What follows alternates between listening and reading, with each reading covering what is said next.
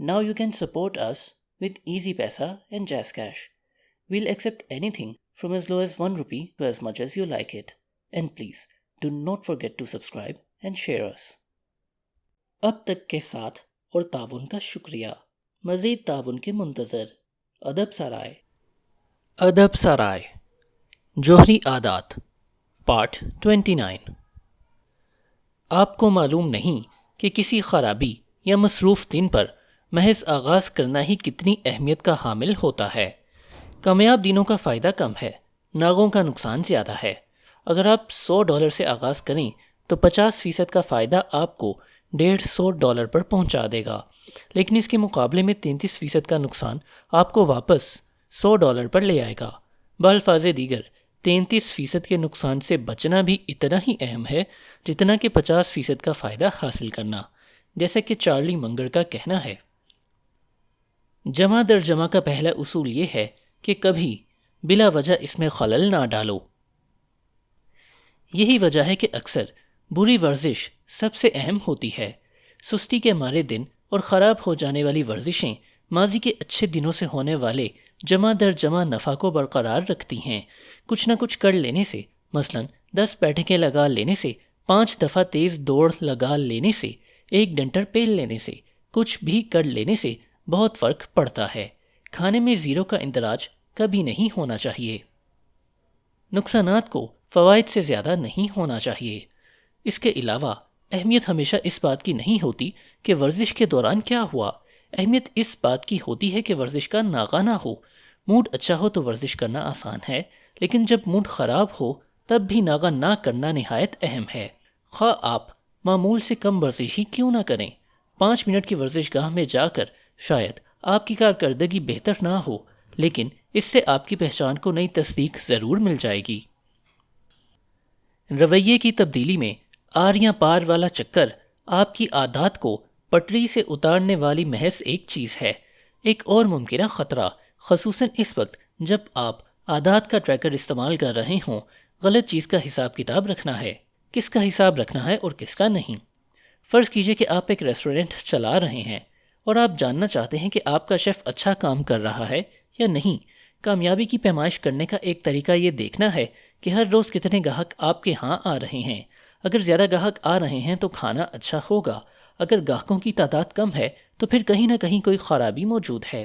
ताहम सिर्फ रोज़ाना की आमदन की पैमाइश आपको हालात की एक बेहदूद तस्वीर ही दिखा सकती है. कोई खाना खाकर पैसे देता है, इसका मतलब ये नहीं कि इसे खाने का मज़ा भी आया है. मज़ा नहीं भी आया होगा तो आने वाला पैसे देकर ही जाएगा. दर हकीकत आप सिर्फ आमदन का हिसाब रख रहे हैं तो इसका मतलब ये है कि शायद खाने के मेयार में कमी आ रही है. अगर आप इसका अजाला इश्तिहारबाजी, कीमतों में रियायत या किसी और तरीके से कर रहे हैं, इसके बजाय बेहतर होगा कि आप इस चीज़ का हिसाब रखें कि कितने गाहक अपना पूरा खाना ख़त्म करते हैं, या शायद ये कि कितने गाहक अच्छी ही टिप देकर जाते हैं. किसी मखसूस रवैये की ट्रेनिंग करने का मनफी पहलू ये है कि हम इसके पसे पर्दा मकसद से ज़्यादा तवज्जो आदात शुमार को देने लगते हैं. अगर आप अपनी कामयाबी का पैमाना सेमाही मुनाफे को बनाते हैं तो फिर आप सेमाही मुनाफा के हिसाब से ही सेल्स, रेवेन्यू और अकाउंटिंग को बेहतर बनाने की कोशिश करेंगे. अगर आपके नज़दीक कामयाबी का पैमाना ये है कि वज़न करने वाली मशीन पर छोटा अदद नज़र आए तो फिर आप छोटे नंबर के हिसाब से ही अपनी कारकर्दगी में तब्दीली लाएंगे. ख़्वाह इसके लिए आपको हंगामी बुनियादों पर डाइटिंग करना पड़े, जुलाब लेना पड़े या चर्बी घटाने की दवाइयाँ खानी पड़ें. खेल कोई भी हो, इंसानी दिमाग जीतना चाहता है. ये चोर गढ़ा ज़िंदगी के कई शोबों में नज़र आता है. हम बामायनी काम करने की बजाय देर तक काम करने पर फोकस करते हैं. सेहतमंद होने से ज़्यादा फ़िक्र हमें 10,000 कदम मुकम्मल करने की होती है. हम रिवायती इम्तहानात में कामयाबी हासिल करने पर तवज्जो मरकूज़ करते हैं.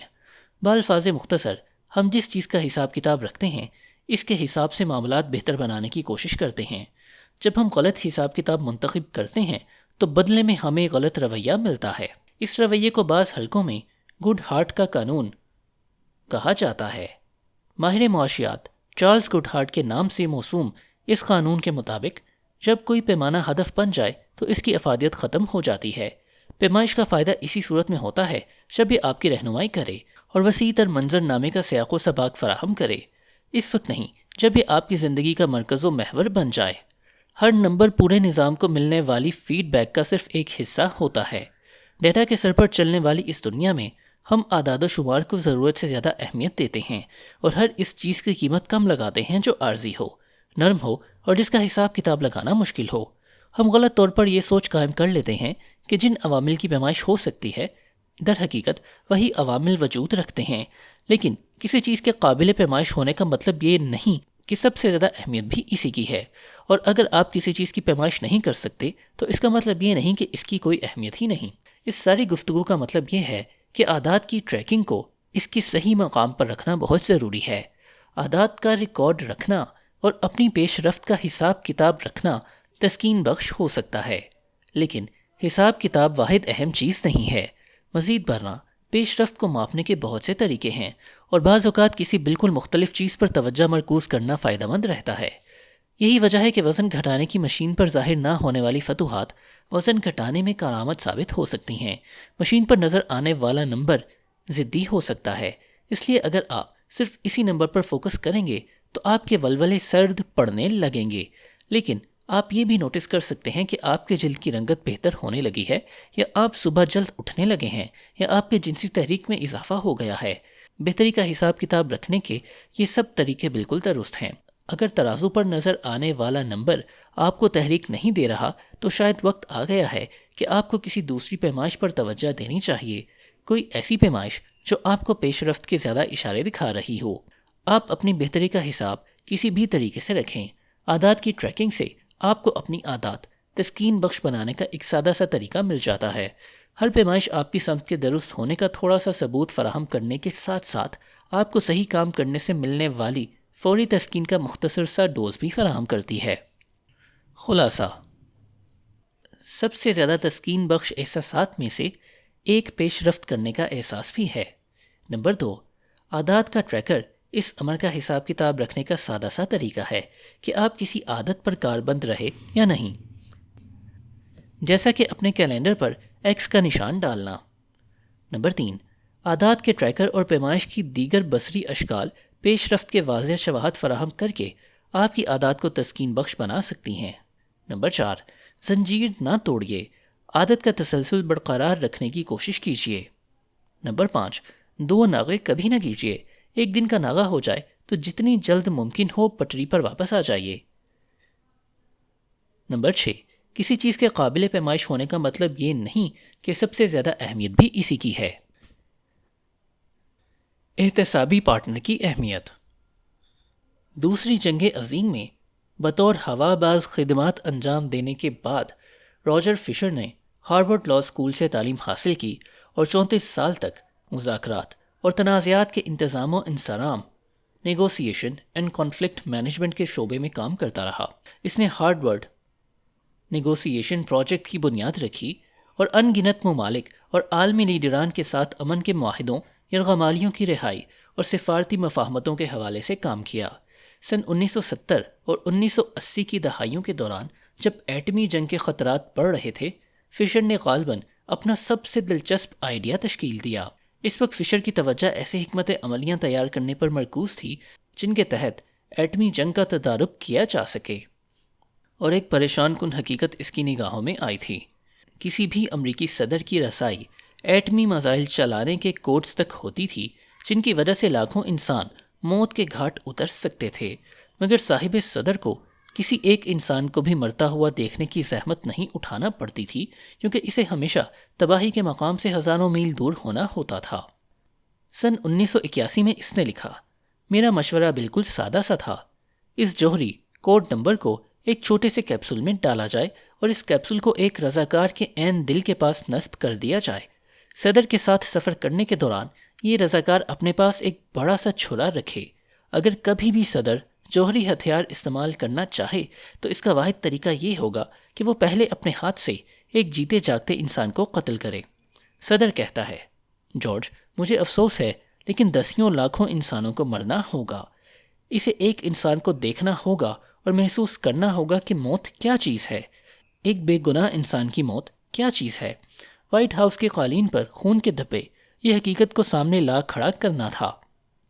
جب میں نے پینٹاگون میں اپنے دوستوں کے سامنے یہ تجویز رکھی تو انہوں نے کہا، خدایا یہ بہت ہولناک بات ہے، کسی کو قتل کرنے کی مجبوری صدر کی فیصلہ سازی کی قوت کو مسخ کر دے گی، شاید وہ کبھی جوہری ہتھیاروں کا بٹن نہ دبائے۔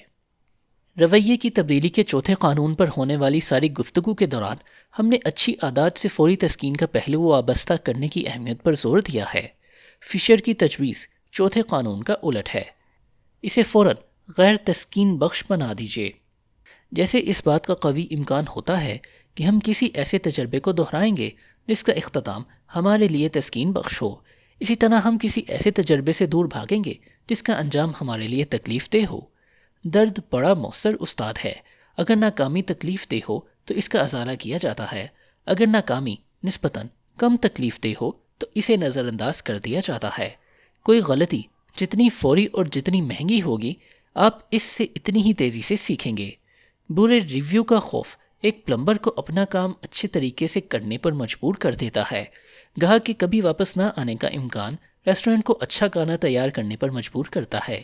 خون کی غلط رگ کاٹ دینے کا خوف سرجن کو آمادہ کرتا ہے کہ وہ انسانی علم الابدان یعنی انیٹمی میں مہارت حاصل کر لے اور کانٹ چھانٹ کرتے وقت احتیاط سے کام لے۔